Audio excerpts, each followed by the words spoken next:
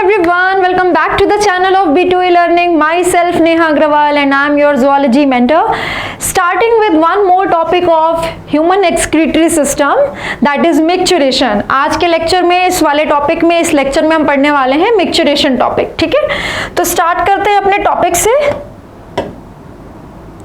We are going to study about the micturition. First of all, micturition क्या होता है? Micturition is the process of release of urine. Process of release of urine.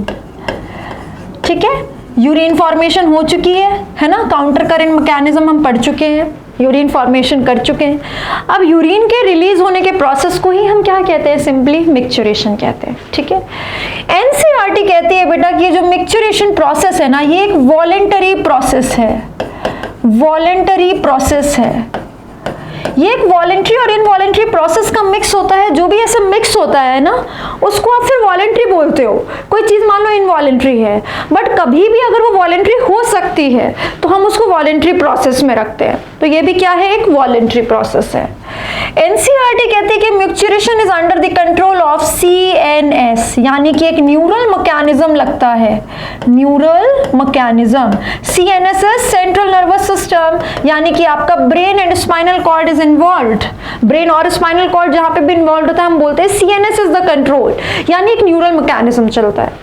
और ये जो neural mechanism CNS से control होता है micturition का, रिलीज ऑफ यूरिन के प्रोसेस का, इसको हम कहते हैं मिक्चुरेशन रिफ्लेक्स. क्या कहते हैं बेटा? Micturition reflex. यानी कि एक मिक्चुरेशन रिफ्लेक्स से, रिफ्लेक्स मतलब किसी मैसेज का जाना और उसके बदले में किसी मैसेज का आना. ठीक है, जैसे मान लो मैंने कोई गर्म सामान टच किया, हाथ हटा लिया, तो ये मैसेज गया और मैसेज आया यहाँ की मसल्स को कि हाथ हटा लेना है. ठीक है, तो इसको हम रिफ्लेक्स कहते हैं. कोई मैसेज गया और फटाक से कोई मैसेज आ गया. ठीक है, तो सीएनएस इन्वॉल्व है. मिक्चुरेशन रिफ्लेक्स कहते हैं, वॉलेंट्री प्रोसेस है और इसकी डेफिनेशन होती है the process of release of urine.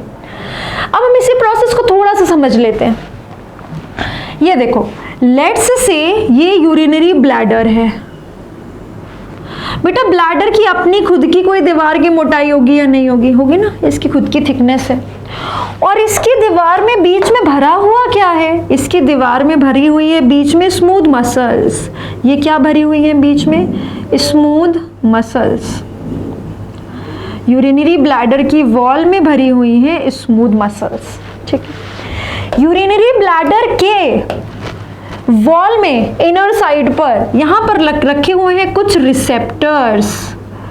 Bladder की वॉल में कुछ रिसेप्टर्स रखे हुए हैं.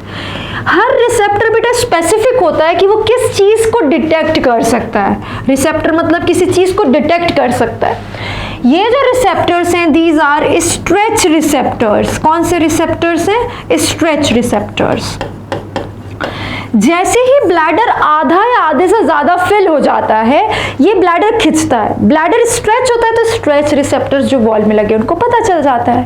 तो स्ट्रेच रिसेप्टर्स कहाँ है? वॉल ऑफ यूरिनरी ब्लैडर में. गलती से देखना स्टेटमेंट में वॉल ऑफ यूरेटर्स ना लिखा हो, तुम ध्यान ही ना दो उस बात पे. तुम तो बोलो हाँ मुझे तो सब पता है, स्ट्रेच रिसेप्टर्स मैम ने पढ़ाया था. अरे मैम तुम्हें ये पढ़ा रही है कि ये स्ट्रेच रिसेप्टर्स यूरिनरी ब्लैडर की वॉल में लगे हुए हैं. और ब्लैडर, ये यूरिनरी ब्लैडर है, ये यूरिनरी ब्लैडर है. ब्लैडर की कैपेसिटी होती है, यूरिनरी ब्लैडर है. बेटा ब्लैडर की खुद की कैपेसिटी कितनी होती है? अराउंड 400 to 700 ml यूरिन को होल्ड कर सकता है. ये है ना, इतने यूरिन को अराउंड होल्ड कर सकता है. आधा या आधे से ज्यादा भरते ही स्ट्रेच हो जाता है और स्ट्रेच रिसेप्टर डिटेक्ट कर लेते हैं. अब क्या होता है कि जो मिक्चुरेशन होना है उसके लिए जो मैसेज, मोटर मैसेज है ब्रेन से, वो तो ब्लैडर के आधा या आधे से ज्यादा भरने पे ही आ जाता है. एंड दैट इज वाई बहुत थोड़े टाइम तक यूरिन होल्ड भी किया जा सकता है, बिकॉज मिक्चुरेशन का मैसेज तो आधा ब्लैडर भरने पे ही आ जाता है, जबकि अभी ब्लैडर आधा खाली है तो भर तो और सकता है अभी, बट मिक्चुरेशन के लिए मैसेज आधे से ही आना शुरू हो जाता है, जैसे आधा या आधे से ज्यादा भरे. समझ में आ रही है आपको मेरी बात? एंड दैट इज वाई कभी कभी यूरिनेशन का फील होने के बाद भी ब्लैडर और फिल होने की कैपेसिटी रहती है, यानी यूरिन को थोड़े टाइम तक होल्ड करने की कैपेसिटी रहती है, ठीक है। अब ये जो स्ट्रेच रिसेप्टर्स है ना बेटा, ये स्ट्रेच रिसेप्टर्स कनेक्टेड है ऊपर सीएनएस से, आपके ब्रेन से। सीएनएस में भी किस पार्ट से? ब्रेन से, स्पाइनल कॉर्ड से नहीं, ब्रेन से कनेक्टेड है, ठीक है। इधर से ये मैसेज इस डायरेक्शन में लेके जाएंगे। जो मैसेज जाता है सेंस ऑर्गन से या रिसेप्टर्स से डिटेक्ट करके सेंट्रल नर्वस सिस्टम तक जो मैसेज जाता है उसको हम क्या बोलते हैं? Sensory message. तो ये कैसा मैसेज जा रहा है बेटा? सेंसरी मैसेज जा रहा है। इसके बदले में ब्लैडर क्या, सेंट्रल नर्वस सिस्टम क्या करता है? मैसेज भेजता है। और बेटा अब वो मैसेज रिसेप्टर को नहीं भेजेगा, वो मैसेज भेजेगा जिससे काम करवाना है।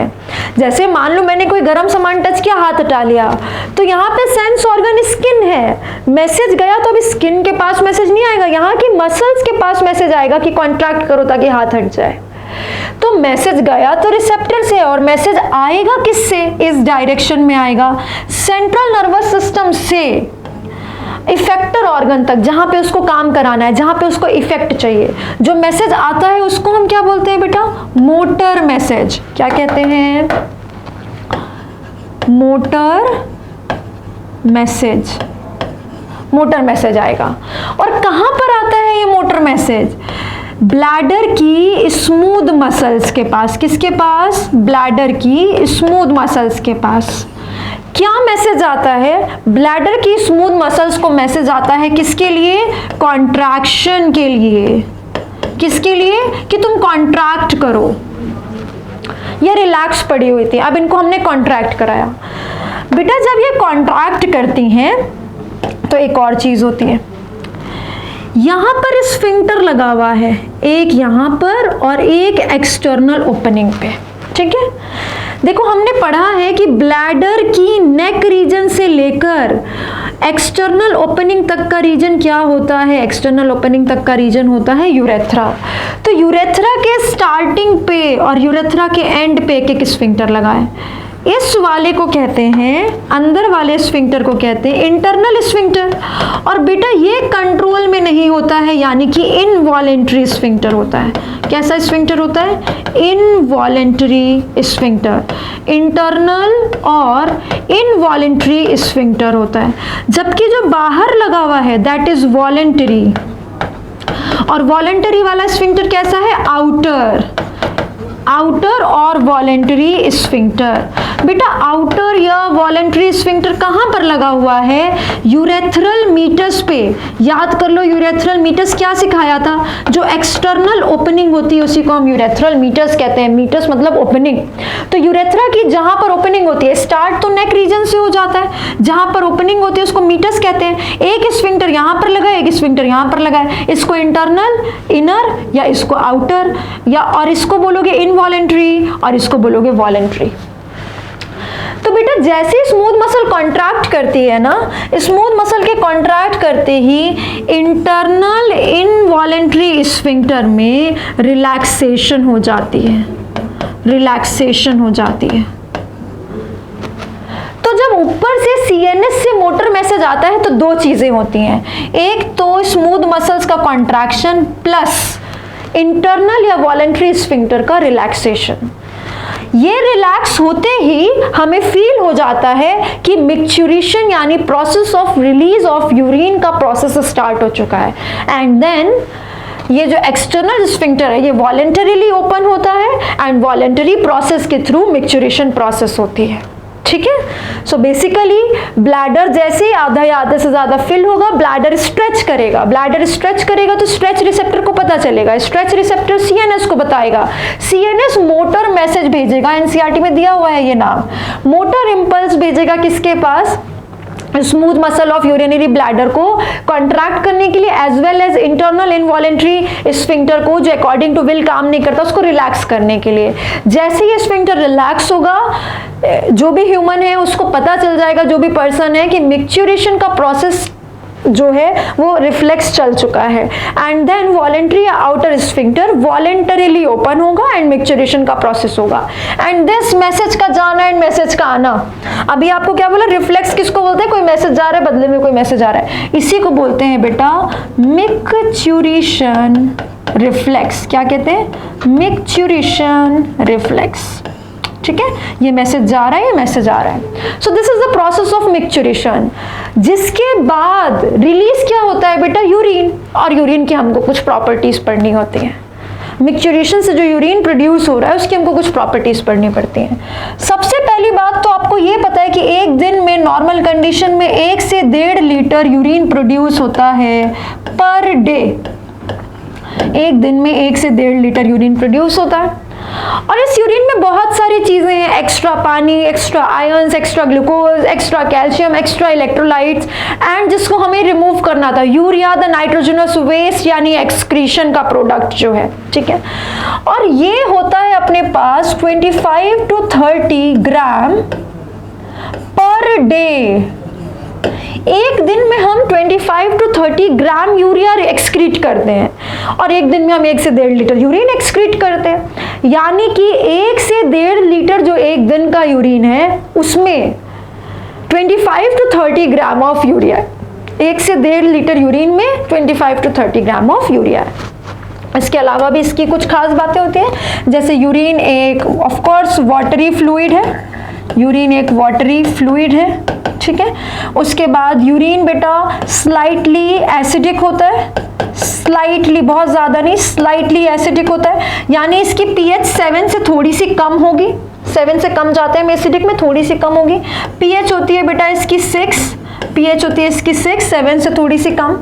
इसके अलावा इसका पेल येलो कलर होता है, पेल येलो कलर होता है। यूरिन का डार्क येलो इन कलर होना अपने आप में बताता है कि बॉडी में यूरिन कॉन्सेंट्रेशन हो रही है, यानी कि बॉडी में पानी की कमी हो रही है।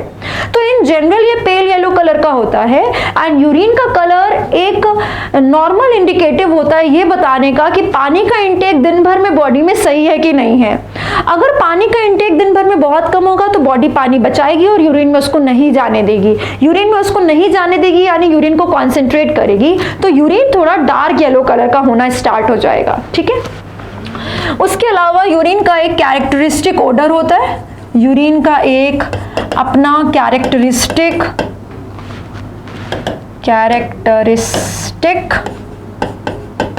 ओडर होता है, स्मेल होती है। ठीक है, कैरेक्टरिस्टिक ओडर है, पेल येलो कलर है, स्लाइटली एसिडिक है, वाटरी फ्लूइड है। ठीक है, और आपको पता है इसको कलर किससे मिलता है बेटा, जब भी कलर होता है तो कोई पिगमेंट होना चाहिए, और यहाँ पर जो पिगमेंट है उसका नाम है यूरोक्रोम। यूरिन को कलर देता है यूरोक्रोम पिगमेंट। मैंने आपको हमेशा बता रखा है कहीं पर भी कलर है मतलब कोई ना कोई पिगमेंट है, और यहाँ पर भी यूरिन का अगर येलो कलर है दैट मीन्स कोई ना कोई pigment and that is urochrome. ठीक है, so this is the characteristics of urine जो कि मिक्सचरेशन पे प्रोड्यूस होता है। देखो एनसीईआरटी ने कुछ और नाम बताएं कि यूरिन टेस्ट में कुछ कंडीशंस होती हैं जिससे हम बहुत सारे डिजीजेस का पता कर सकते हैं। मैं आपको डायबिटीज मेलिटस डिटेल में पढ़ाऊंगी, diabetes mellitus type 1 and type 2। उसके पहले मैं आपको सारी कंडीशंस एक साथ लिखवाऊंगी कि किस किस ब्लड की कंडीशन को क्या क्या कहते हैं और किस किस यूरिन की कंडीशन को क्या क्या कहते हैं। ठीक है, तो अभी आप मिक्सचरेशन समझ लो, यूरिन लिख लो, इसका स्क्रीनशॉट ले लो, कॉपी में नोट्स बना लो, नेक्स्ट लेक्चर में आपको यहाँ से कंटिन्यू करना है। ठीक है।